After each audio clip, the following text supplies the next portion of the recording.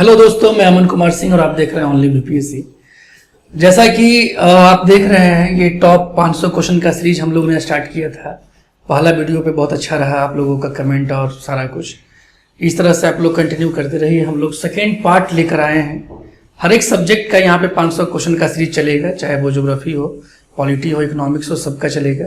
ये ज्योग्राफी का पार्ट 2 है। अगर आप लोग पार्ट 1 नहीं देखें तो जाकर देख सकते हैं। चलते हैं हम लोग सीधे क्वेश्चन। देखिए, पहला जो क्वेश्चन है बहुत ही अच्छा क्वेश्चन है।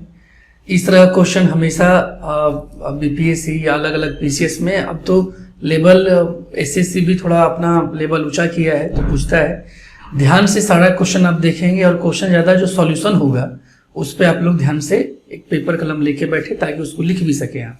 चलिए, तो पहला क्वेश्चन है, निम्नलिखित देशों में से किन्हें स्वर्णिम अर्धचंद्र में सम्मिलित किया जाता है? देखिए, स्वर्णिम अर्धचंद्र में सम्मिलित किया जाता है। स्वर्णिम का मतलब होता है गोल्डन, और अर्धचंद्र क्या होता है? चांद का आधा रूप। चांद का ये आधा रूप हो गया, ठीक है। तो इसमें कौन कौन सा देश शामिल है, सवाल आपसे ये किया गया है। तो देश कौन कौन सा, पहले आप ये देख लें। पहला देश है अफगानिस्तान, ईरान, इराक और पाकिस्तान। देखिए, इसमें 3 देश शामिल है। 3 देश, एक देश है अफगानिस्तान, दूसरा है ईरान और तीसरा है पाकिस्तान। यहाँ पे आप अगर मैप आपको याद होगा वर्ल्ड का, तो अफगानिस्तान है, इधर इंडिया है, यहाँ पे पाकिस्तान है, ठीक है, और यहाँ पे ईरान है। तो ये 3 देश चांद का आकार बना रहा है। सबसे इंपॉर्टेंट यहाँ पे ये भी है कि स्वर्णिम अर्धचंद्र है क्या। ठीक है, इसमें 3 देश तो शामिल है सर, लेकिन इसमें है क्या, ये क्या है? देखिए, जैसा नाम इसका है स्वर्णिम अर्धचंद्र, ऐसा नहीं समझिए कि यहाँ पे बहुत भारी मात्रा में सोना का भंडार है या बहुत पेट्रोलियम या कुछ ऐसा चीज है कि बहुत, समझ सकते बात। स्वर्णिम मतलब अफीम से है, ठीक है, और अफीम का खेती बहुत गलत तरीके से यहाँ पे आयात निर्यात व्यापार किया जाता है। इसी से मिलता जुलता एक और नाम है गोल्डन ट्रायंगल, आप लोग सुने होंगे। तो वो क्या है? वो भी यही है। वो इंडिया के इस तरफ है, उसमें कुछ देश शामिल है, जैसे म्यांमार शामिल है, लाओस शामिल है, ठीक है। उसका भी हम लोग पिक्चर के माध्यम से देखते हैं। तो इसका उत्तर क्या होगा? अफगानिस्तान, ईरान और पाकिस्तान। कौन सा उत्तर सही है? 1, 2 और 4 किसमें है? डी नंबर में। देखिए, हम लोग पिक्चर के माध्यम से और अच्छे समझने की कोशिश करते हैं। यहाँ लिखा हुआ है, ठीक है, इसी का मतलब होता है स्वर्णिम अर्धचंद्र। 3 देश कौन कौन सा है? ईरान है, आप देख सकते हैं चांद का आकार है, ठीक है। चांद क्यों है ये भी समझ सकते हैं।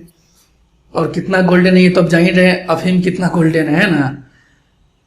तो ईरान, अफगानिस्तान, पाकिस्तान और गोल्डन ट्रायंगल में कौन कौन सा देश शामिल है? तो गोल्डन ट्रायंगल, चूंकि सवाल ये भी बहुत बार पूछता है, ठीक है, और आपसे पूछ सकता है एक क्वेश्चन ऐसे, गोल्डन ट्रायंगल में कुल कितना देश शामिल है? तो कितना देश शामिल है? देखिए 4। इसमें से निम्न में से कौन सा देश गोल्डन ट्रायंगल का भाग नहीं है? तो आप एक बार अच्छे से मैप को ध्यान से देख लेंगे तो आपको सारा देश याद होगा। तो कौन कौन सा देश शामिल है? म्यांमार, लाओस, वियतनाम और थाईलैंड, ठीक है। चलिए, चलते हैं हम लोग दूसरा सवाल। निम्नलिखित नदियों पर विचार कीजिए। कुछ नदी का नाम है, पहला नदी है ब्राह्मणी, नागाबली, स्वर्णरेखा और बंशधारा। ये 4 नदी है। लिखा, उपयुक्त में से कौन सी नदियां पूर्वी घाट, ये ध्यान रखेंगे आप जब भी आप लोग क्वेश्चन पढ़ें तो पूरे अच्छे से पढ़ें। और जैसे पूर्वी घाट से निकलती, तो बहुत लोगों को शायद ये भी, बहुत कम लोगों को हो सकता है कि नहीं पता हो। ऐसे तो जो लोग तैयारी करते हैं उनको पता होता है पूर्वी घाट पश्चिमी घाट क्या होता है, लेकिन फिर भी मैं बना देता हूँ। देखिए, ये भारत का पेनिसुलर इंडिया का भाग है जिसको प्रायद्वीपीय भारत कहते हैं, ठीक है। और ये जो है, ये इधर पूर्वी घाट है और इधर पश्चिमी घाट है, ठीक है। तो पूर्वी घाट से नदियां निकलती है। तो इसमें से 2 नदी जो है वो पूर्वी घाट से निकलती है। कौन कौन सा नदी है? एक है नागावली। देखिए, ये जो नदी है ये उड़ीसा में बहुत फेमस है, छोटी सी नदी है, बरसाती नदी है, लेकिन चूंकि बहुत चर्चा में थी इसलिए ये सवाल है। और उसके बाद एक बंशधारा है जो कि उड़ीसा और आंध्र प्रदेश के भाग का है, इस साइड का, ठीक है। तो ये दोनों नदी हो जाएगा। और ये जो नदी है ब्राह्मणी और स्वर्णरेखा नदी, ये झारखंड की नदी है, रांची की पठार से निकलती है। तो ये रांची झारखंड तो पूर्वी घाट का पार्ट है नहीं, तो पूर्वी घाट का पार्ट में कौन सा आंसर हो जाएगा? बंशधारा और नागावली। 2 और 4, 2 4 किस में है? बी नंबर में। चलिए, हम लोग बी को टिक कर देते हैं, ठीक है। चले आगे। चलिए, साथ साथ आप लोग भी जवाब दें, कमेंट बॉक्स में जवाब देते चलें आप लोग। चलिए देखिए, इसमें शायद मानचित्र पे आप लोग को अच्छे से कैमरा में ना दिखे, लेकिन वही दो नदी का है जिक्र यहाँ पे, ठीक है। मैं जैसा बताया वही दो नदी का जिक्र है। चलिए हम लोग आगे चलते हैं। निम्नलिखित नदियों में से किसके मुहाने पे पंछी के पंजे, इसको कई बार ज्योग्राफी के टर्म में पंछी पाद भी कहते हैं। पाद मतलब पैर होता है, ठीक है। तो पंछी के पंजे की आकार की डेल्टा बनाई जाती है। देखिए सबसे पहले जो फ्रेशर है उनके लिए तो यही है कि डेल्टा क्या है। तो जब नदी अपने साथ अपर्दन क्रिया के दौरान बहुत सारे मिट्टी, पत्थर, कंकर अपने साथ लाती है, तो अवशिष्ट पदार्थ को जब छोड़ना स्टार्ट करती है झील में या समुद्र में मिलने से पहले, उस पूरे जो उससे एक रेखा बनता है वो अमूमन डेल्टा का त्रिभुजाकार आकार का बनता है। उसी को हम लोग क्या बोलते हैं, डेल्टा बोलते हैं, ठीक है। डेल्टा भी कई तरह का है, मुख्यतः दो तरह का डेल्टा ज्यादातर देखेंगे। जैसे गंगा नदी की डेल्टा कैसा पूछता है तो एक आंसर आता है चापाकार डेल्टा, ठीक है। ये क्या है, पंछी पाद डेल्टा या पंछी के पंजे के आकार की डेल्टा। ये क्या हुआ, तो देखिए पंछी का पंजा जो रहता है तो 2-3 पंजा आगे रहेगा, 2-3 पंजा पीछे रहेगा, ठीक है। तो उसको हम लोग बोलते हैं। तो इसका उत्तर अगर आप लोग पढ़ते होंगे या जानते होंगे तो जानते होंगे मिसिसिपी नदी। इसका उत्तर क्या है दोस्तों, मिसिसिपी नदी है। अच्छा एक चीज ये समझना है कि मिसिसिपी नदी है कहाँ, इंपॉर्टेंट ये भी है, सवाल ये भी कई बार पूछता है और पूछ सकता है कि मिसिसिपी नदी किस कॉन्टिनेंट की या किस देश की नदी है। तो अगर कॉन्टिनेंट आएगा दोस्त तो इसका उत्तर होगा नॉर्थ अमेरिका, उत्तरी अमेरिका, और देश का नाम होगा तो यूएसए, ठीक है। यूएसए का सबसे इंपॉर्टेंट सबसे बड़ी नदी है मिसिसिपी। नील नदी कहाँ की नदी है, तो नील नदी अफ्रीका की सबसे लंबी नदी, यहां तक कि विश्व की भी सबसे लंबी नदी है नील नदी। हुआंगहो कहाँ की नदी है, चीन की है, समझ सकते हैं बात। डेन्यूब कहाँ है, तो आप जब यूरोप पढ़ेंगे, जब यूरोप का क्लास चलेगा तो अब वहां पे डेन्यूब का हम लोग चर्चा करेंगे, डेन्यूब निकलती कहाँ से और गिरती कहाँ से। फिलहाल की आप समझ गए, ये यूएसए, ठीक है, ये आप यूरोप समझ सकते हैं, ये आप अफ्रीका समझ सकते हैं कि अफ्रीका की सबसे लंबी नदी है, और हुआंगहो चीन है, ठीक है। आप इतना याद रखें। चलिए इसको हम लोग मानचित्र से भी देखते हैं कि पंछी पाद डेल्टा होता कैसा है। चलिए देखिए, ये है पंछी पाद डेल्टा। देखिए नहीं लग रहा है कि एक पैर इधर है, एक पैर इस साइड है, एक पैर इस साइड है, एक पैर इस साइड है, तो पंछी के पैर का आकार का लग रहा है, ठीक है। इसी को हम लोग बोलते हैं पंछी पाद डेल्टा, समझ गए बात। और ये जो डेल्टा है ये नील नदी का डेल्टा है, इसे हम लोग चापाकार डेल्टा बोलते हैं। देखिए दोनों में थोड़ा सा अंतर होता होगा। इसमें क्या है कि पहले से ही कुछ भाग बाहर की ओर निकल रही है, और इसमें क्या है कि आगे की ओर निकलती है। जो मुख्य भाग है वो ज्यादा मोटा होता है, साइड का भाग पतला, जबकि यहाँ पे साइड का भाग भी कहीं कहीं मोटा है। दोनों में बस थोड़ा सा अंतर है। तो ये पंछी पाद डेल्टा है जो कि मिसिसिपी का है, ये नील नदी का डेल्टा है जिसको चापाकार डेल्टा बोलते हैं। गंगा की भी डेल्टा पूछता है कैसा है, सुंदरबन जो बनता है वो भी चापाकार डेल्टा है, ठीक है। चलिए आगे, अगला सवाल है कि मेकांग नदी के संदर्भ में निम्नलिखित में से कौन सा कथन सही है या है मतलब एक, है मतलब एक से ज्यादा, ठीक है। नदी का नाम याद रखेंगे, मेकांग है, मेकांग। तो पहला है मेकांग का उद्गम तिब्बत के पठार से होता है। दोस्तों तिब्बत कहाँ है, चीन है, चीन में तिब्बत है। आप जानते हो, अगर मैप आप देखेंगे, तिब्बत पहले एक स्वतंत्र देश हुआ करता था, पर अभी उस पे जो है उसके क्षेत्र पे पूरा कब्जा किसका है, चीन का। चीन का ही भाग आप मान सकते हैं, माना जाता है। तो तिब्बत के पठार से, ये बिल्कुल स्टेटमेंट सही है। दूसरा क्या है, मेकांग का डेल्टा, डेल्टा आप जानते हैं, मैंने बताया डेल्टा दक्षिण कंबोडिया में स्थित है। ये दक्षिण कंबोडिया है क्या, तो कंबोडिया एक देश है, उसका दक्षिणी भाग को हम लोग दक्षिण कंबोडिया बोलते हैं। जैसे भारत के दक्षिणी भाग को हम लोग बोलते हैं दक्षिण भारत, साउथ का फिल्म इसलिए तो बोलते हैं दक्षिण भारत का फिल्म, ठीक है। तो मेकांग का डेल्टा दक्षिण कंबोडिया में है या नहीं, इसके लिए तो पिक्चर देखना पड़ेगा, मैप देखना होगा। चलिए आपको मौका दी, बता दीजिए, बताइए क्या होगा। नहीं, चलिए तो बताते, ये दक्षिण कंबोडिया नहीं होगा, दक्षिण वियतनाम होगा। अगर आप मैप देखते हैं, देखिए मैप यहाँ पे आपको दिखाई देगा। ये कुल 6 देशों से ये नदी गुजरती है। ये भी सवाल पूछता है या पूछ सकता है कि मेकांग नदी कुल कितने देशों से गुजरती है, तो 6 देश। पहला चीन, दूसरा देखिए यहाँ पे है म्यांमार, 2 जिसको पहले बर्मा कहते थे, तीसरा देश है लाओस, ठीक है, चौथा देश है थाईलैंड, 5वां देश है कंबोडिया, और देखिए इसका जो अंतिम भाग है वो दक्षिणी वियतनाम में है, ये दक्षिणी वियतनाम में, ठीक है। और इसका मुहाना कहाँ है? अगर समुद्र का नाम आपसे पूछ देगा तो इसको दक्षिणी चीन सागर हम लोग कहते हैं। क्या कहते हैं? दक्षिणी चीन सागर। जब हम लोग अच्छे से एशिया का पार्ट, पूरा एशिया पढ़ेंगे, उस वाले मानचित्र में आप लोग डटे रहिएगा, सब कुछ समझ में आ जाएगा पूरा एशिया कि कौन सी नदी, पठार, पर्वत, सारा कुछ कैसे है। ठीक है, तो 6 देशों से गुजरती देश कौन कौन सा है? चीन हो गया, म्यांमार, लाओस, थाईलैंड, कंबोडिया और वियतनाम। क्लियर? आगे चले हम लोग। चलिए अगला जो सवाल है, निम्नलिखित कथनों में से कौन सा से सही देश है या है?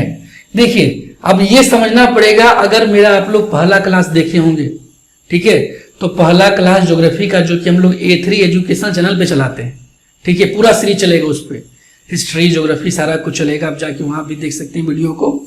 तो उनसे ये सवाल बहुत आसानी से बन जाएगा। आसानी से क्यों बनेगा? देखिए इसमें कहता है ग्रेट ब्रिटेन में इंग्लैंड, वेल्स, स्कॉटलैंड तथा उत्तरी आयरलैंड अनवर्तिष्ठ है या इसको बोलते हैं शामिल है। ठीक है, देश का नाम क्या है? देखिए ये ग्रेट ब्रिटेन में इंग्लैंड, वेल्स, स्कॉटलैंड और उत्तरी आयरलैंड शामिल है। सबसे पहले तो आपको समझना होगा कि ये ग्रेट ब्रिटेन है क्या। ठीक है, तो और सेकंड एक और पढ़ लेते हैं, उसके बाद हम लोग करते हैं चर्चा। उसके बाद दूसरा क्या है स्टेटमेंट कि इंग्लैंड यूनाइटेड किंगडम, देखिए जिसको हम लोग यूके कहते हैं, यूके यूनाइटेड किंगडम के कुल क्षेत्रफल के 60% से कम में फैला हुआ है।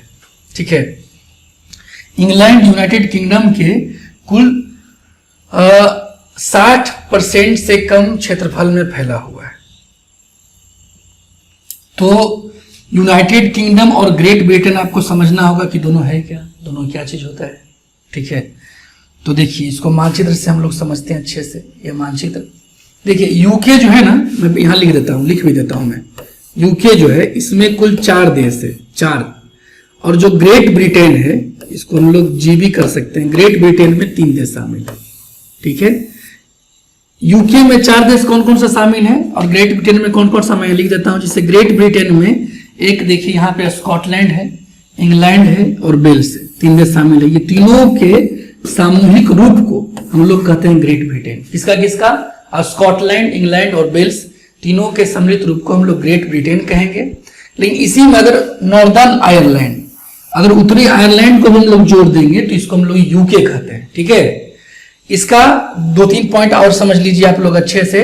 कई बार राजधानी मैच द फॉलोइंग में पूछता भी है कि स्कॉटलैंड का राजधानी कहाँ है। देखिए जो लड़का लोग तो ऐसे मैच का प्रेमी होता है, तो जो लोग मैच देखता होगा उसको सब पता होगा। कैसे? क्योंकि एडिनबर्ग में हो गया, कार्डिफ हो गया, लंदन तो ही बहुत फेमस, सब जगह मैच होता है। अगर मैच वाला नहीं तो फुटबॉल का भी मैच होता है। ठीक है, कहीं कहीं गोल्फ का मैच होता है। तो स्कॉटलैंड का राजधानी एडिनबर्ग है, इंग्लैंड का लंदन, वेल्स का कार्डिफ और नॉर्दर्न आयरलैंड का बेलफास्ट, आप याद रखेंगे। ठीक है, तो जो ग्रेट ब्रिटेन है उसमें 3 देश है और यूके में 4 देश है। चलिए आगे। तो चलिए दोस्तों, अगला सवाल जो है, निम्नलिखित में से कौन सुमिलित नहीं है?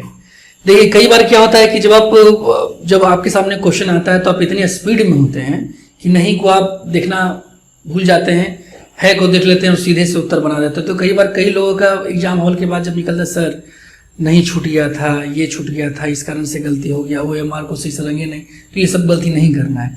सवाल क्या, निम्नलिखित में से कौन सुमिलित नहीं है? नहीं को अंडरलाइन कर लेंगे आप जब भी एग्जाम देंगे तो। पहला है डाउन्स, उष्णकटिबंधीय घास का मैदान। स्टेपिज, शीतोष्ण कटिबंधीय घास का मैदान।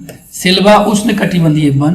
टैगा, शीतोष्ण कटिबंधीय वन। देखिए यहाँ घास का मैदान और वन के रूपों में एक सवाल है। तो डाउन्स आप जानते हैं, जो डाउन्स है ना, डाउन्स ये ऑस्ट्रेलिया का घास का मैदान है। ऑस्ट्रेलिया, आपको अगर पता होगा तो ये ऑस्ट्रेलिया का है। ठीक है, ऑस्ट्रेलिया का है। और ऑस्ट्रेलिया अगर आप लोग मैप याद करें, ऑस्ट्रेलिया का अगर मैप आप लोग को पता होगा, इस तरह का कुछ मैप है ऑस्ट्रेलिया का, मान लिया जाए मैप है, तो ऑस्ट्रेलिया में मकर रेखा ऑस्ट्रेलिया से क्रॉस होता है, मकर रेखा। ठीक है, कौन सा रेखा?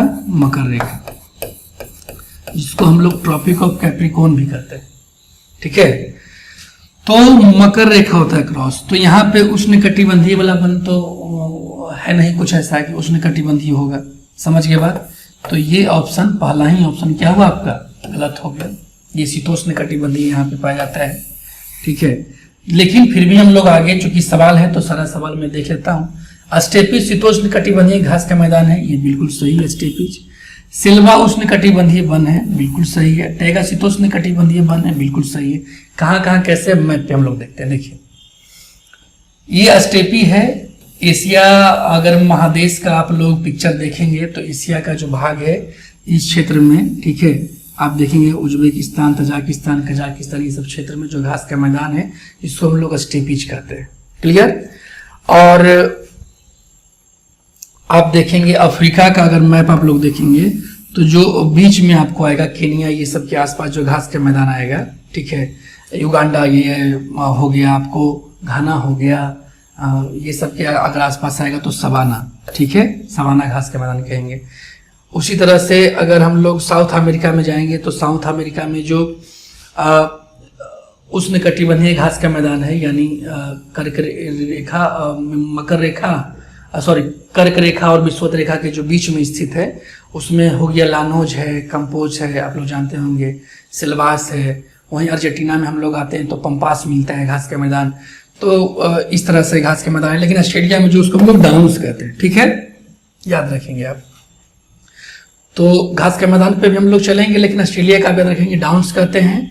और यहाँ पे हम लोग सवाना कहेंगे, स्टेपीज कहेंगे एशिया में। और अगर हम लोग साउथ अमेरिका में जाएंगे तो वहाँ पे कुछ कुछ घास का मैदान आता है, जैसे सबसे ज़्यादा पंपास फेमस है अर्जेंटीना में।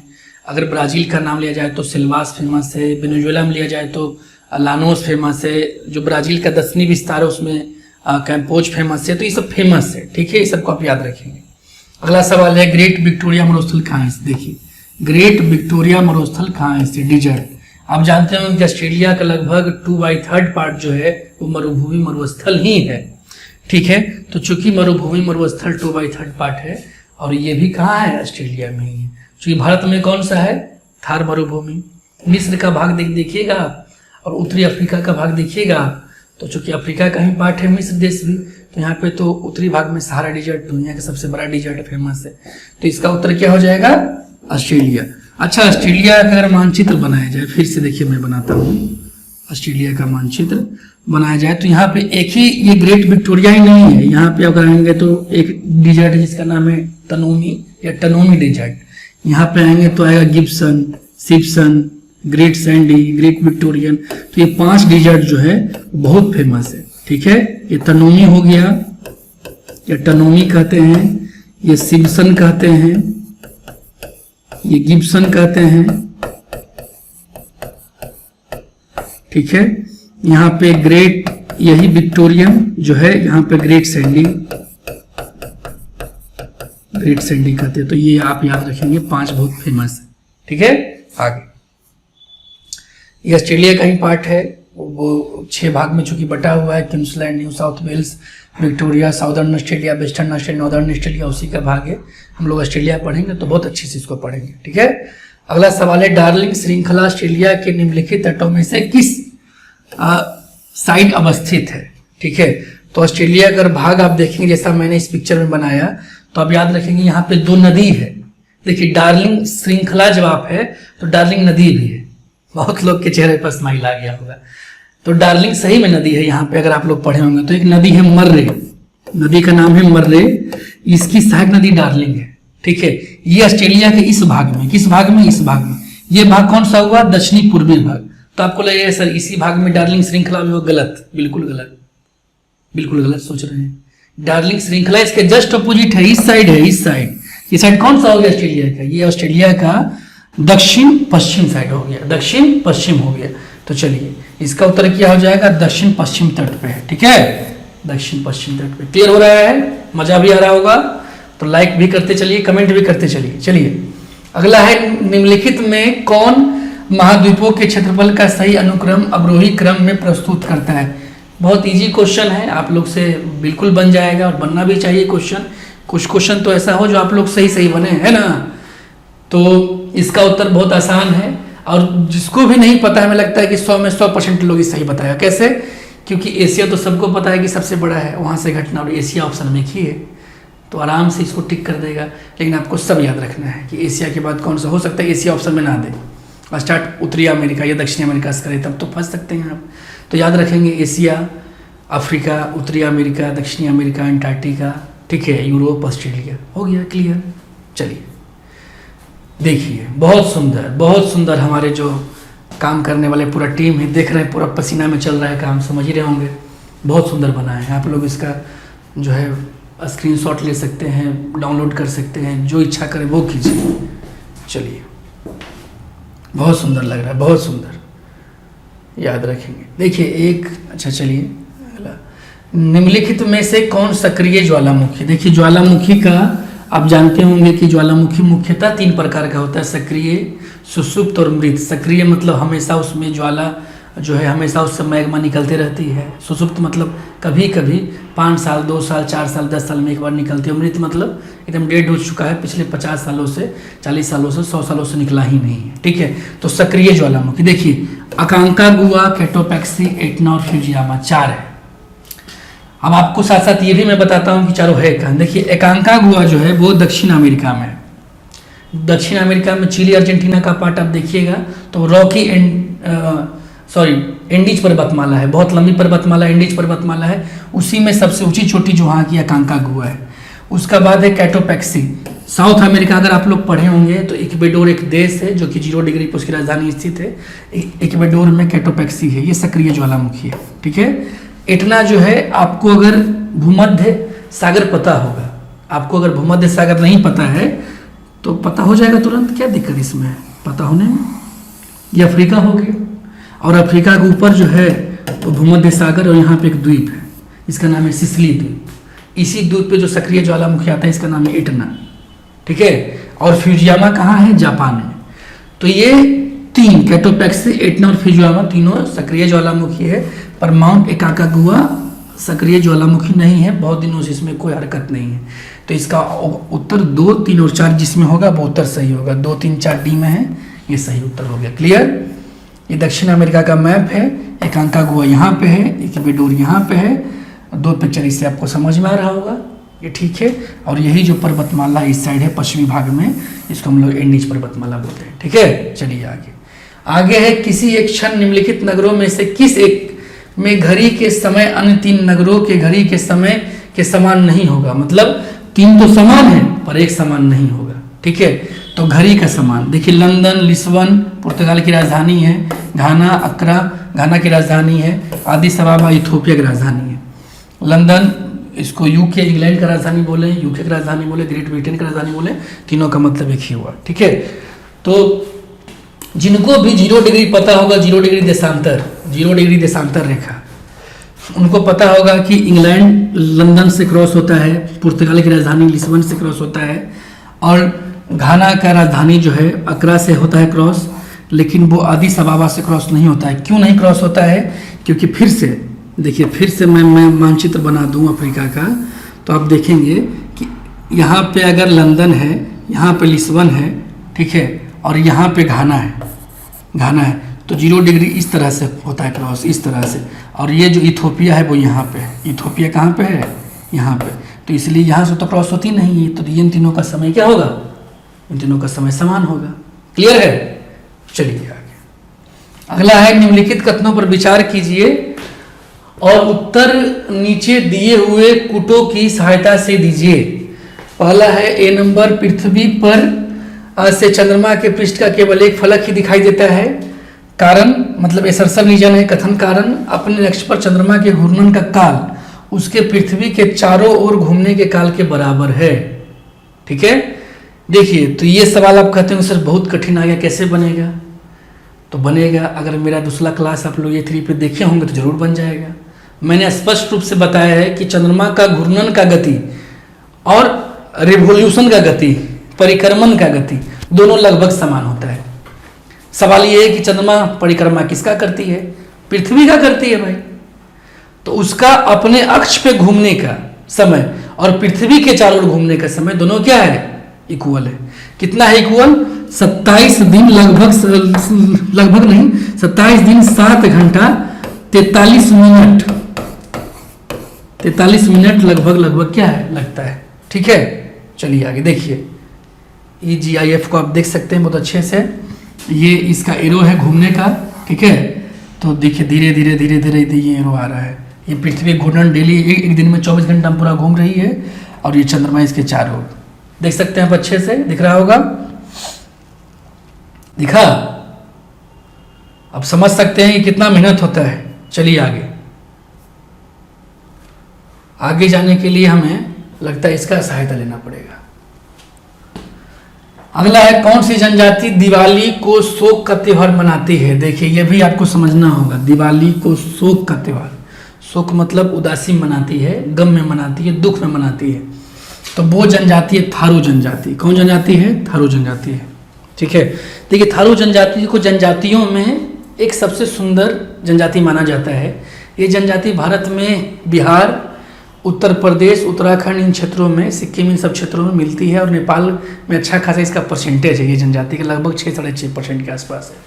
ठीक है, ये जनजाति दिवाली को शोक के रूप में इसलिए मनाता है क्योंकि इनका मानना ऐसा है, इनके लोगों का मानना ऐसा है कि दिवाली के आसपास, मतलब पहले कुछ दिनों पहले जिनकी भी मृत्यु होती है उसके अफसोस में, दुख में ये लोग दिवाली के दिन जो है शोक रखते हैं और भोज भात जो हम लोग करते हैं उस तरह का कार्यक्रम करते हैं। उसके बाद अगले 2-3 दिनों बाद फिर ये दिवाली पर्व को भी मनाते हैं। ऐसा नहीं कि हिंदू धर्म इनको नहीं बिलीव है, हिंदू धर्म को ही मानते हैं ये लोग, लेकिन ठीक है, अपना एक कल्चर है तो ये लोग करते हैं फॉलो। ठीक है, तो ये सवाल बार बार पूछता है कि दिवाली में शोक कौन मनाता है, तो थारू जनजाति आप याद रखेंगे। ये बिहार में भी आप बीपीएससी ये सब में जैसे सवालों में या बिहार एसएससी में पूछ सकता है, क्योंकि बिहार में भी इसका कुछ परसेंटेज है। ठीक है, पश्चिमी चंपारण इन लोग साइड अब जाएंगे तो ये जनजाति मिलेगी आपको। आगे है, निम्नलिखित में से किस राज्य में सबरीमाला स्थित है? सबरीमाला विवाद पिछले 2-3 साल पहले बहुत हुआ है। ठीक है, तो सबरीमाला जिन लोग जो नए हैं, फ्रेशर हैं, वो जान जाएं, जाकर देखिए कि सबरीमाला विवाद क्या था। मैं अभी तो वो नहीं बताऊंगा क्योंकि क्लास दूसरा है, लेकिन इतना मैं बताऊंगा कि सबरीमाला है कहाँ। तो सबरीमाला केरल में है। केरल की जो राजधानी है तिरुवनंतपुरम, उससे लगभग 190 किलोमीटर दूर पर स्थित है। बहुत अच्छा जगह है जाने के लिए। ठीक है, इस पर महिलाओं को रोक था, लेकिन आप जाके देखें कि अभी सुप्रीम कोर्ट का क्या है फैसला, पढ़ सकते हैं आप लोग। चलिए, तो सबरीमाला कहाँ स्थित है? केरल में स्थित है। ये देखिए तिरुवनंतपुरम राजधानी है, उससे कुछ दूरी पे 190-191 किलोमीटर दूरी पे ये है जगह। ये जो पिन ड्रॉप एरिया है रेड कलर का, यहाँ पे है। ठीक है, यही सबरीमाला मंदिर है। क्लियर? चलिए आगे। आगे है सूची 1 में प्रमुख बंदरगाह है, आप देख सकते हैं प्रमुख बंदरगाह। और सूची 2 में है राज्य कि प्रमुख बंदरगाह किस राज्य में स्थित है। ठीक है, तो बंदरगाह का मैं मानचित्र बना देता हूँ। देखिए आप, ऐसे आसानी रहेगा आप लोग के लिए। ये गुजरात हो गया। अब बोलिएगा सर, बहुत लोग बोलेंगे सर हमको पता ही नहीं कि कौन सा राज्य है। पता नहीं है छोटू, तो मैं बार बार बोल रहा हूँ कि ये 3 पे जाके पहला क्लास देख लो, सब पता हो जाएगा। तो ये गुजरात है। ठीक है, तो वहाँ पे क्या है? कांडला बहुत फेमस है गुजरात में, यहाँ भी लिख देता हूँ, ये गुजरात में है। नवासुआ कहाँ है? महाराष्ट्र में है। कहाँ है? ये इसके नीचे महाराष्ट्र है, यहाँ पे नवासुआ है। पाराद्वीप कहाँ है? उड़ीसा में। कहाँ है? उड़ीसा में पाराद्वीप है। ठीक है, और तूतीकोरिन कहाँ है? तमिलनाडु में। यहाँ तूतीकोरिन, यहाँ पे है तूतीकोरिन। ठीक है, यह है तमिलनाडु, सॉरी।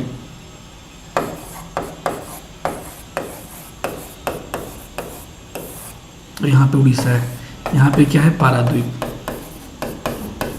क्लियर? तो आप आसानी से मैच कर सकते हैं, मैं तो सारा बता ही दिया। ठीक है, तो कांडला कहाँ हो जाएगा? गुजरात में। 1 का 4 ए में है और सी में है। नवासुआ कहाँ हो जाएगा? महाराष्ट्र में। बी का एक किस में है? सी में। तो इसका ऑप्शन सी सही हो जाएगा। ठीक है, सी पाराद्वीप उड़ीसा में 2 हैं ही, या तूतीकोरिन तमिलनाडु। ठीक है, चलिए आगे। वही मैप है, ठीक है, वही मानचित्र है, लेकिन मैं तो बता दिया चूंकि यहाँ पे आप लोग तो समझ सकते हैं। यहीं से हम लोग आगे चलते हैं। अगला है, किस रेलखंड पर प्रथम सीएनजी? देखिए अभी जो यूपी में समिट हुआ है, उस समिट में ग्रीन एनर्जी का बहुत बात किया जा रहा है। ठीक है, तो ग्रीन एनर्जी का बात किया जा रहा है। आप देखे होंगे यूपी समिट में बहुत सारे लोग देखते होंगे। अभी इलेक्ट्रिकल व्हीकल्स को बहुत प्रमोट किया जा रहा है, सीएनजी वाले को, बायोडीजल्स को बहुत प्रमोट किया जाता है। तो सीएनजी ट्रेन, बहुत लोग को तो पता भी नहीं होगा कि इंडिया में सीएनजी ट्रेन भी चला है। तो आप जान जाए कहाँ चला है। इंडिया में सीएनजी ट्रेन चला है रेवाड़ी रोहतक खंड पर। ये रेवाड़ी रोहतक खंड कहाँ है? हरियाणा डिस्ट्रिक्ट में है, सॉरी हरियाणा राज्य में है, डिस्ट्रिक्ट गलत है, हरियाणा राज्य में है। क्लियर हो रहा है? समझ सकते हैं, टंग तो स्लिप करता ही। आप पूछिए भगवान थोड़ी है। देखिए अगला, राष्ट्रीय डेयरी अनुसंधान केंद्र कहाँ है? ये करनाल में है। ये बड़ा फैक्चुअल टाइप का क्वेश्चन है, लेकिन एक दो क्वेश्चन फैक्चुअल होना चाहिए। जो लोग याद करते हैं, बहुत मेहनत करते हैं, कुछ तो उनके लिए भी होना चाहिए ना। तो राष्ट्रीय अनुसंधान डेयरी अनुसंधान कहाँ है? करनाल, जो कि हरियाणा में है। क्लियर। अगला देखिए, अगला 18 नंबर क्वेश्चन बहुत अच्छा क्वेश्चन है। अंतर्राज्य जल विवाद कई बार यूपीएससी, बीपीएससी, एसएससी सब में पूछता है। सबका स्टैंडर्ड थोड़ा अलग अलग होता है, लेकिन पूछता है सब में। क्या सवाल है? महादायी जल विवाद इधर है, कितने राज्यों, शामिल राज्यों की संख्या, मतलब ये विवाद कितने राज्यों के बीच है? गोदावरी जल विवाद, नर्मदा जल विवाद, महानदी जल विवाद। तो मैं बता दूं कि जो महादायी जल विवाद है वो 3 राज्यों में है। ठीक है, आप जान जाएंगे। एक है कर्नाटका, गोवा और महाराष्ट्र, 3 राज्य याद रखेंगे। कर्नाटका, गोवा, महाराष्ट्र। ठीक है। गोदावरी जो है ये 5 राज्य में है। 5 राज्य है महाराष्ट्र, आंध्र प्रदेश, उड़ीसा, मध्य प्रदेश और कर्नाटका। क्लियर। अगर आप याद रखेंगे नर्मदा जल विवाद तो वो 4 राज्यों में, देखिए सामने सामने हो गया, वो है गुजरात, मध्य प्रदेश और महाराष्ट्र और राजस्थान। ठीक है। और महानदी जल विवाद तो 2 राज्यों में, किसमें? उड़ीसा और छत्तीसगढ़। ठीक है। तो इसका तो ये ऑप्शन सिंपल है, लेकिन आपको याद रखना होगा किस किस राज्य में। मैं फिर से बता देता हूँ, महादायी जल विवाद 3 में है। ठीक है। कर्नाटका, गोवा, महाराष्ट्र। गोदावरी जो है वो 5 में है। आपका महाराष्ट्र हो गया, आंध्र प्रदेश, उड़ीसा, मध्य प्रदेश और कर्नाटका। ये नर्मदा 4 में हो गया, गुजरात, मध्य प्रदेश, महाराष्ट्र और राजस्थान। और महानदी 2 में है, उड़ीसा और छत्तीसगढ़। ठीक है। चलिए आगे। निम्न में से किसे जंगल की आग, फ्लेम ऑफ द फॉरेस्ट कहा जाता है? तो वो है, देखिए यूपी में, यूपी का राजकीय पुष्प पता है क्या है? यूपी के लोग बता सकते हैं, यूपी का लोग जो वीडियो देखे बता देगा। एक पुष्प है जिसको बोलते हैं पलाश, ऑरेंज कलर का होता है। गांव में पहले के ज़माने में, अभी भी कहीं कहीं, लेकिन पहले के ज़माने में उसी से लगा कर रंग पूरा खेला जाता था। हमारे तो मित्र अभी भी सहपाठी सर हैं, वो अभी भी खेलते हैं उसी से। ठीक है। उसको हम लोग अगर उसका टर्म देखेंगे तो उसको बोलते हैं ब्यूटिया मोनोस्पर्मा। ठीक है, ये आप याद रखेंगे, ब्यूटिया मोनोस्पर्मा। ठीक है। आप लोग भी देखेंगे, इसको ऐसे ऐसे करेंगे ना तो कलर हाथ में आ जाएगा उसका कुछ। देखिए यही है ये पुष्प, आप लोग सब लोग देखा होगा, कहीं ना कहीं सब लोग देखा होगा जरूर। बचपन में तो हम लोग खेले भी बहुत हैं इससे। ठीक है। और एक बात और, ये सिर्फ यूपी का नहीं राजकीय पुष्प है, झारखंड का भी राजकीय पुष्प है। और एक चीज मैं और बता दूं, मुझे याद आया अचानक कि ये जो भारतीय डाक सेवा होता है, तो डाक में जो वो स्टाम्प क्या होता है, वो चित्र जो होता है छोटा छोटा जो लगता है, ठीक है, उस पर भी इसका चित्र अंकित है। ये भी आपको याद रखना होगा। ठीक है। चलिए, ये है अगला क्वेश्चन। पृथ्वी ग्रह पर जल के संदर्भ में निम्नलिखित कथनों पर विचार कीजिए। मतलब पृथ्वी ग्रह, इसको सीरियस नहीं लें, पृथ्वी तो ऑलरेडी एक है ग्रह, प्लानिट है ही। तो पृथ्वी ग्रह पर निम्नलिखित कथनों पर विचार कीजिए। एक डाटा बेस्ड क्वेश्चन है जो कि आप एनसीईआरटी कर पढ़ते होंगे अच्छे से, तो आपसे जरूर बनेगा। नदियों और झीलों में जल का मात्रा भूजल की मात्रा से अधिक है। दूसरा है ध्रुवीय हिमाचल और हिमनदों में जल की मात्रा भूजल की मात्रा से अधिक है। उपयुक्त कथनों में से कौन सा कथन सही है? ठीक है। तो इसके लिए तो आपको डाटा देखना पड़ेगा, डाटा बहुत अच्छे से देखना पड़ेगा। तो डाटा अगर आप देखेंगे तो इधर देखिए सारा डाटा लिखा हुआ है। इस डाटा को देखते हुए आप खुद बताएंगे कि इसका उत्तर क्या होगा। आपके सामने डाटा भी है और आपके सामने स्टेटमेंट भी था, मैं फिर से ला दूंगा। इसका उत्तर कमेंट में देना है। कुछ तो आप लोग भी काम कर रहे हैं, इतना पसीना में देख रहे हैं, सर काम कर रहे हैं, हमारे कैमरामैन काम कर रहे हैं, बैठे हुए सब लोग सिस्टम लेके, पंखा बंद किए कि आवाज़ नहीं आपके पास जाए, तो आप भी कुछ काम करना होगा आपको। देखिए फिर से क्वेश्चन देखिए और इसको आप लोग को उत्तर देना है। उत्तर बताएंगे उत्तर क्या होगा सही, फिर मैं बताऊंगा किसका किसका उत्तर सही है। 2-3 लोग कंटिन्यू कमेंट करते हैं, अच्छा एक प्रिया है, एक 2 लोग और हैं, बहुत अच्छा कमेंट करते हैं, आप लोग भी कमेंट करें। चलिए अगला है, निम्नलिखित देशों में से किसमें तमिल भाषा एक प्रमुख आधिकारिक भाषा है। देखिए ये ज्योग्राफी में भी समझ सकते हैं, इसका चर्चा हिस्ट्री जो पढ़ाएंगे वो सर भी जरूर करेंगे। ठीक है, जो कि हम लोग जब ट्रेड हो रहा था उस शताब्दी में देखिएगा बहुत लोग तमिल से लोग सिंगापुर जाता था काम करने के लिए, व्यापार करने के लिए। तो जो लोग जहाँ जाके व्यापार करेगा निश्चित है कि अपना कुछ छाप वहाँ छोड़ेगा। तो इसका उत्तर क्या हो जाएगा? सिंगापुर। क्या हो जाएगा उत्तर? सिंगापुर। ठीक है, चलिए अगला क्वेश्चन है, बहुत अच्छा क्वेश्चन, देखिए माना जाता है। नर्मदा अपने मुहाने पे डेल्टा का निर्माण करती है, कथन कारण वह एक भ्रंश घाटी से बहती है। कथन कारण का मतलब क्या? कथन कारण का मतलब कि जो कथन है उसका कारण स्पष्टीकरण कर रहा है, ठीक है। तो नर्मदा अपने मुहाने पे डेल्टा का निर्माण करती है, यानी नर्मदा जहाँ गिरती है वहाँ डेल्टा बनाती है। तो देखिए मैप देख लीजिए, यहाँ एमपी से निकलती है नर्मदा, मध्य प्रदेश से, और इस तरह से होते हुए यहाँ पे अपना आगे गिर जाती है। ये अरबियन सी है, अरब सागर आपको पता होगा, अरब सागर है, गिरती है। चूंकि ये भ्रंश घाटी से होकर बहती है, रिफ्ट वैली से होकर बहती है, ठीक है। मतलब भ्रंश मतलब एक ऐसा दरार, दो जमीन या पहाड़ों के बीच का दरार से होकर बहती है।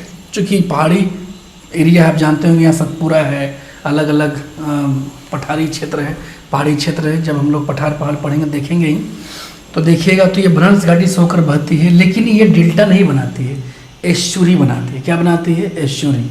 इसको हिंदी में ज्वरंत मुक्त कहते हैं। है क्या? ये भी समझना हो ज्वरंत मुक्त क्या होता है। डेल्टा मतलब मैंने अभी 10 मिनट पहले बताया था कि जब आप छेप को अपने लास्ट बिंदु पे समुद्र या झील से मिलने से पहले छोड़ देती है, जो अपर्दन करके लाती है उसको रख देती है, छोड़ देती है, तो उसे हम लोग डेल्टा बोलते हैं। लेकिन अगर उसको अपने साथ लेके चला जाए, समुद्र में मिला दे उसको, तो उसको ज्वरंत मुक्त या एस्चुरी बोलते हैं। ये डेल्टा नहीं बनाती, एस्चुरी बनाती है। तो पहला गलत हो गया, लेकिन ये भ्रंश घाटी से होकर बहती है, सही है। तो इसका आर सही है, तो जी इसमें उत्तर आपका डी हो जाएगा। ये गलत है, फिर आर सही है। क्लियर? चलिए आगे देखिए, आप देख सकते हैं इंडिया का मैप में ये जबलपुर जो है, ठीक है, उसी नदी के तट पे है। ये सवाल भी करता है, जबलपुर नर्मदा नदी के तट पे है, ठीक है। बड़ा करने के लिए मेहनत करना पड़ेगा, मेहनत करने के लिए अच्छा बहुत कम मेहनत करना पड़ेगा क्या? देखें, देखिए, छोड़िए, समझ में आएंगे। इससे अच्छा तो मैं यही बना दिया था पिक्चर। क्या? चलिए, गोदना गोदने वाली अनुसूचित जनजाति कौन है? गोदना, अब तो गोदना सब लोग गोद रहा है क्या? अब तो टैटू का सब जगह दुकान खोल रहा है, अब तो पता ही नहीं चलता है कौन है। पहले दादी नानी का देखते थे, यहाँ स्वर्ग में जाने पे खाना मिलेगा, क्या क्या होगा, समझ ही रहे हैं आप लोग भी। गोदना गोदने वाला अनुसूचित जनजाति, इसको ओझा बोल। देखिए इसका सवाल क्यों आखिर दिया गया, हमारा जो टीम है ये क्यों सवाल दिया है, समझना पड़ेगा आपको। ये सवाल इसलिए क्योंकि ये पिछले 1.5-2 सालों से बहुत चर्चित में है। सुप्रीम कोर्ट का नोटिस आया है, पता है यूपी में कुछ लोग, चूंकि अनुसूचित जनजाति है, इसके लिए सरकार अलग से फंडिंग कुछ ना कुछ रेज करती है। आप जानते हैं कि ओझा एक कास्ट का एक सब कास्ट भी है। अगर आप अच्छे से ब्राह्मण को समझते होंगे तो कई लोग ओझा लगाते हैं, पंडित जी। इसको मानना नहीं है बुरा, किसी पे कमेंट नहीं, लेकिन समझेंगे बात। ये आर्टिकल आप पढ़ सकते हैं नेट पे डाल के, ठीक है। तो कुछ ओझा लोग जो पंडित थे, ब्राह्मण थे, वो लोग भी जाके ओझा जनजाति का फंडिंग कुछ लोग लिए हैं, जिसपे केस चल रहा है बहुत सारे लोगों पे। एक लोग नहीं है, कम से कम 300-400-500 है। तो इसलिए ये अभी चर्चा का विषय बना हो, इसलिए देना वो पड़ा, ठीक है। तो गोदना गोदनी जनजाति ओरिजिनल रूप से कौन है? ओझा जनजाति। चलिए, निम्न वाक्यों में से कौन सा सही है? निम्न वाक्यों में से कौन सही है? मध्य प्रदेश की सीमा 7 राज्यों से लगती है। उसके बाद है भोपाल कर्क रेखा के उत्तर में स्थित है। पंजाब राज्य की सीमा कहीं भी समुद्र से नहीं लगती है। और अरुणाचल प्रदेश में कोई राष्ट्रीय पार्क नहीं है। अरुणाचल प्रदेश में राष्ट्रीय पार्क है, ये लाइन गलत हो गया, वहाँ है। पंजाब राज्य की सीमा जम्मू कश्मीर से नहीं लगती है, ये गलत है, लगती है। अगर इंडिया का मैप आप लोग देखे होंगे या मेरा पहला वीडियो देखे होंगे, कहीं भी आप बचपन से तो मैप पढ़ते आए होंगे, तो देखिए कि जम्मू कश्मीर के नीचे ही पंजाब है, इस साइड, तो लगता है। भोपाल कर्क रेखा के उत्तर में स्थित है, गलत, दक्षिण में स्थित है, ठीक है। और मध्य प्रदेश की सीमा 7 राज्यों, अच्छा कौन सा सही है? देखिए दोस्तों, आपके लिए भी बड़ा एक अच्छा हो गया, ठीक है, बहुत अच्छा समझेंगे। इसमें से कोई कथन सही नहीं, इसमें से चारों में से कोई कथन सही नहीं, क्योंकि मध्य प्रदेश का सीमा अब केवल 5 राज्यों से ही लगता है, ठीक है। तो चलिए, एक क्वेश्चन ऐसा भी जो आप लोग समझेंगे क्वेश्चन क्या दिया है, आराम से बनाए। आपको तो एक्चुअली समझना है क्वेश्चन कैसे बन रहा है, नहीं बन रहा है। तो मध्य प्रदेश सीमा 5 से लगती है। भोपाल अगर आप लोग कर्क रेखा देखेंगे ट्रॉपी ऑफ कैंसर, तो उसके नीचे है, दक्षिण में स्थित है। पंजाब की सीमा जम्मू, हाँ अगर इसको हम चेंज कर दें कि पंजाब राज्य की सीमा जम्मू कश्मीर से लगती है, तो फिर ये सही हो जाएगा, सी नंबर सही हो जाएगा। समझ रहे हैं बात? चलिए, भारतीय उपमहाद्वीप मूलतः एक विशाल भूखंड भाग था जिसे कहते हैं। हाँ, ये देखिए आ गया सवाल, बड़ा अच्छा है। ठीक है, भारतीय उपमहाद्वीप मूलतः एक विशाल भूखंड था जिसे कहते हैं। जो लोग तैयारी किया होगा वो समझ सकता है, लेकिन उससे पहले एक चीज़ समझना हो कि भारतीय उपमहाद्वीप होता क्या है। ठीक है, भारतीय उपमहाद्वीप में क्या सिर्फ भारत शामिल है या भारत के साथ साथ अन्य देश भी शामिल हैं? पता है, मैं बता दूं कि आप नेट पे डालेंगे ना तो आपको तरह तरह का अलग अलग उत्तर मिलेगा। ये भी बात है कि अलग अलग कोचिंग भी अलग अलग नाम, कोई अफगानिस्तान को जोड़ दिया है, कोई म्यांमार को भी जोड़ दिया है, जो कि गलत है। उपमहाद्वीप जो है उसमें पाकिस्तान, भारत, नेपाल, भूटान, बांग्लादेश, श्रीलंका और मालदीव शामिल है। ठीक है, ये याद रखेंगे आप। तो पिक्चर पहले आप देख लें, पहले पिक्चर देख लें आप। ये देखिए पूरा विश्व का समझ सकते ग्लोब का मानचित्र, उसमें भारतीय उपमहाद्वीप का सीन है ये। ठीक है, यहाँ भी आप अच्छे से देख सकते हैं, ये भारतीय उपमहाद्वीप का सीन है। ये इंडिया, पाकिस्तान, नेपाल, भूटान, बांग्लादेश, श्रीलंका और मालदीव। क्लियर है? तो ये समझ में आ गया कि उपमहाद्वीप में कुल कितना देश है, कौन कौन सा देश है। कई बार बहुत बार सवाल पूछेगा कि उपमहाद्वीप का भाग कौन सा नहीं है। आप ऑप्शन में दे देगा म्यांमार, ऑप्शन में दे देगा अफगानिस्तान, दे देगा चीन, तो आप समझ सकते हैं कौन सा नहीं है। चलिए, इसी में एक भाग और है कि एक विशाल भूखंड भाग था किसका। तो आपको पता होगा, एक शॉर्टकट में बता देता हूँ, ऐसे इसका क्लास चलेगा शॉर्टकट में, कि आप पढ़े होंगे कि आज से बहुत करोड़ों साल पहले अल्फ्रेड वेगनर का एक सिद्धांत थे 1912 में जो दिए थे, जर्मन के रहने वाले थे, कि जिसको विस्थापन का सिद्धांत भी हम लोग कहते हैं, कि पहले भूखंड एक हुआ करता था जिसको हम लोग पेंजिया कहते थे। भूखंड पहले एक हुआ करता था जिसको हम लोग पेंजिया कहें। क्या हो गया? पेंजिया। ठीक है, पेंजिया कहें, इसके चारों ओर क्या था? जल था, जिसको हम लोग पेंथलासा कहें। ये बाद में दो भागों में अलग अलग हो जाता है। ऊपर वाला भाग आप ऐसे बना सकते हैं जिसको हम लोग लारेंसिया कहते थे या अंगारा लैंड कहते थे, और दक्षिण वाले भाग को हम लोग गोंडवाना लैंड कहते थे। ठीक है, और बीच वाले भाग को टेथिस सागर कहते थे। टेथिस सागर,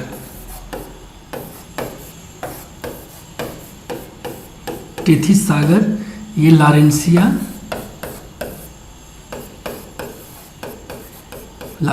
और ये गोंडवाना लैंड, गोंडवाना लैंड हुआ। ठीक है, यही टेथिस सागर आज हिमालय का रूप है। और गोंडवाना लैंड से अलग क्या क्या हुआ, कौन कौन सा देश, तो आप देखेंगे साउथ अमेरिका, अफ्रीका, ये भारतीय उपमहाद्वीप, भारतीय उपमहाद्वीप, और ऑस्ट्रेलिया, ठीक है। वहीं लारेंसिया से अलग कौन कौन सा हुआ, तो उत्तरी अमेरिका, यूरोप और एशिया का जो उत्तरी भाग है, रूस हो गया, और भी जो मध्य में है। ठीक है, तो आप एशिया कह सकते हैं, ये याद रखेंगे। और इसी में एक छूट गया था अंटार्कटिका, क्लियर है, याद रखेंगे। तो स्पष्ट हो गया भाग किसका था। इतना अच्छा मैप बताने से तो फिर भूल ही नहीं सकते हैं आप, किसका भाग था, गोंडवाना लैंड का। क्लियर हो गया, चलिए आगे। जब भारतीय मानक समय के यामयोत्तर को बोलते हैं इंग्लिश में मेरिडियन, ठीक है, पर अर्धरात्रि है। अर्धरात्रि का मतलब 12 बज रहा है। कितना बज रहा है, रात का 12 अर्धरात्रि है। एक स्थान पर सुबह का 6 बज रहा हो, कहीं सुबह का 6 बज रहा है, उस स्थान की अवस्थिति जिस यामयोत्तर पे है वो क्या है। यानी भारत में जो भारत का, अगर आप मैप भारत का पता होगा, आपको मानचित्र पता होगा, इस तरीके से पता होगा। यहाँ से ये 82.5 डिग्री है ईस्ट, ठीक है, ईस्ट है।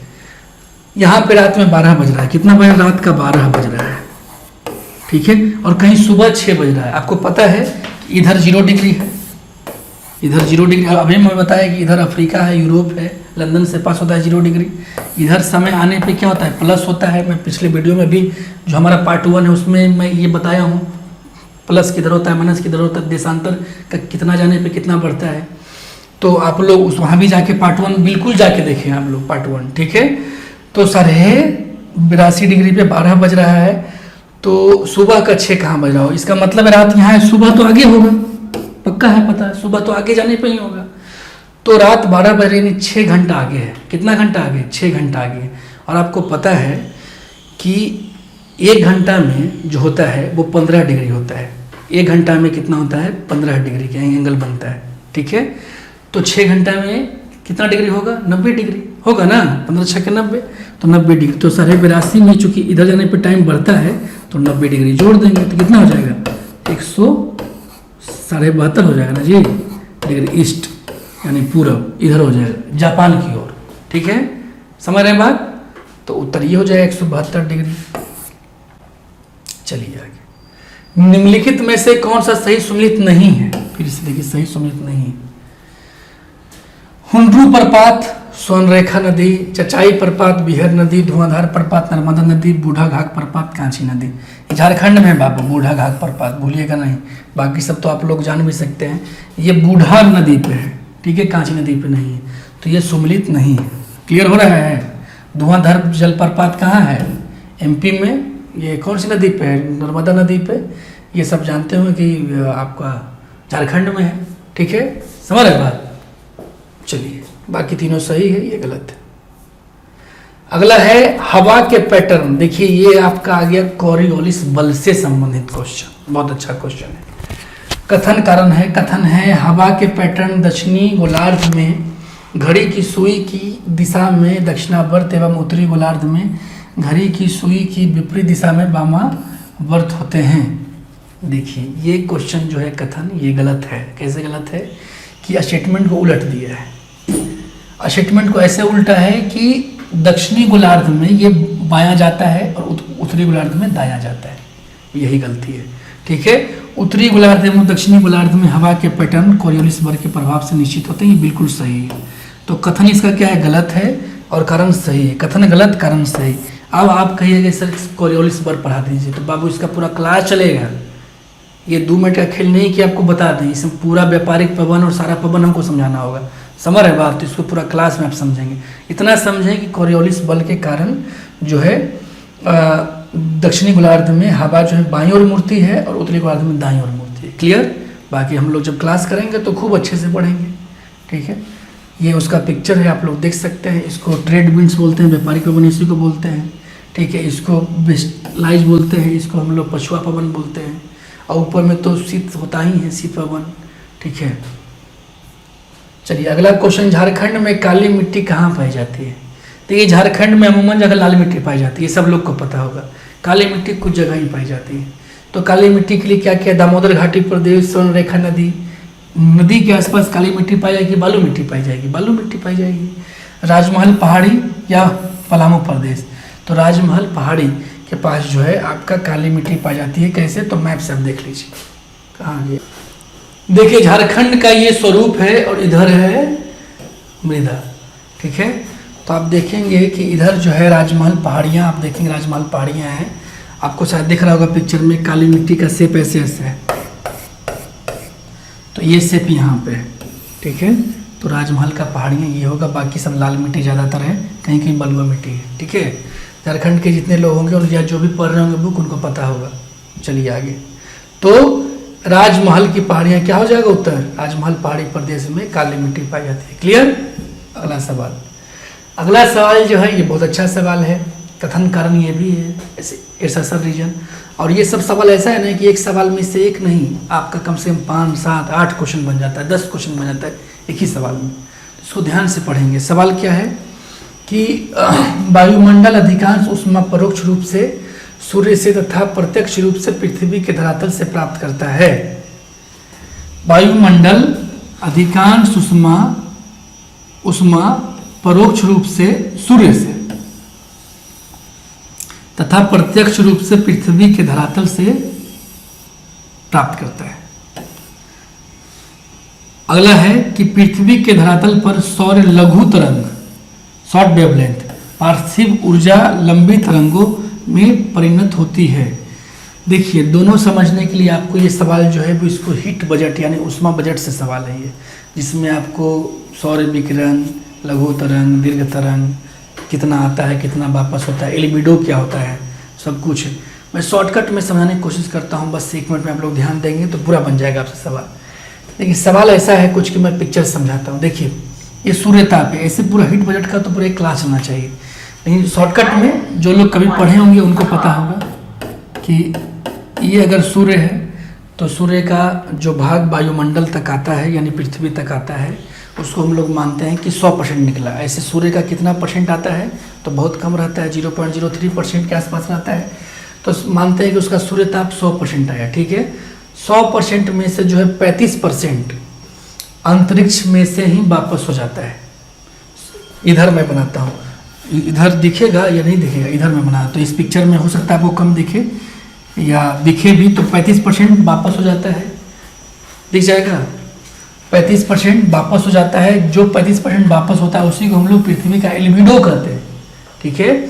यानी सूर्य का किरण जो पृथ्वी की ओर चला वो अपने आप में 100% है, जिसमें से अंतरिक्ष में और बादल से टकराने के कारण 35% रिटर्न हो गया।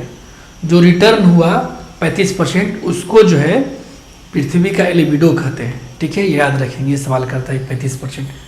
बचा कितना?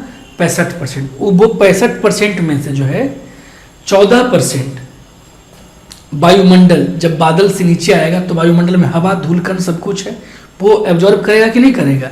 आप कभी कभी देखते होंगे घर में, गांव वाला लड़का ज़्यादा ये सब खेला खेलता है कि गांव में देखेगा कि छोटा सा घर है, भूसा घर, छोटा सा छेद है, ठीक है। उस छेद के माध्यम देखेगा कि सूर्य का प्रकाश आ रहा, देखेगा उसमें धूल कण भी दिखेगा आपको। वो सब बच्चा बहुत खेलता था, धूल कण उसमें दिखेगा। तो वायुमंडल में है ना धूल कण भी, जो क्या है वो प्रकाश को कहीं ना कहीं तो एब्जॉर्ब कर रहा है, तो वो 14% एब्जॉर्ब करता है। तो कितना बच्चा? 65 में से 100 में से माइनस हो गया 35%, ठीक है। अंतरिक्ष और वायुमंडल में आपका बादल ये सब एब्जॉर्ब करके वापस कर दिया, तो कितना बचा? 65%। ये 65% में से भी जो है 14% वायुमंडल में घुल मिल गया, तो कितना हो गया? 51%। 51% है जो पृथ्वी के धरातल तक, ये पृथ्वी के समय धरातल है, यहाँ तक आ गया। ये जो 51% आया ये किस रूप में आया? तो लघु तरंग के रूप में आया। किस रूप में आया? लघु तरंग के रूप में आया। अब ये जब वापस होगा, यहाँ से वापस भी होगा, सूर्य का प्रकाश तो वापस भी होगा, वापस होता है दीर्घ तरंग के रूप में। तो वापस कैसे होगा? तो इस 51% में से 17% जो सीधे अंतरिक्ष में चला जाता है, तो 51 में से 17 चला जाएगा तो कितना बचेगा? 34%, ठीक है। ये 34% बचा, ठीक है। 34% बचा, और आपको पता है कि 34% जब रिटर्न हो रहा है तो ये 14% तो वायुमंडल में घुला मिला है, तो 14% तो यहाँ फिर से इसी साथ घुल मिल जाएगा ना, तो 34 और 14 कितना हो जाएगा? 48% हो जाएगा। 48% वायुमंडल में घुला मिला है, और जो 17% अंतरिक्ष में था, जो 35% रिटर्न हुआ था पहले, और 17% इधर टकराने के बाद रिटर्न हुआ, तो 48 और 17 जोड़िएगा कितना हो जाएगा? देखिए फिर से 65 हो गया, 65। इसी को बोलते हिट बजट, यानी हिट बजट के कारण ही सूर्य जो ताप है वो लगभग बैलेंस में रहता है। अगर ये 1% भी गर्म हो जाए तो कितना गर्म और कितना ठंडा हो सकता है आप कल्पना भी नहीं कर सकते। समझ रहे बात? यही हीट को बैलेंस किया हुआ है। 65% आ रहा है, उतना ही जा रहा है वापस, ना ज़्यादा ना कम। समझ में आ रहा है बात?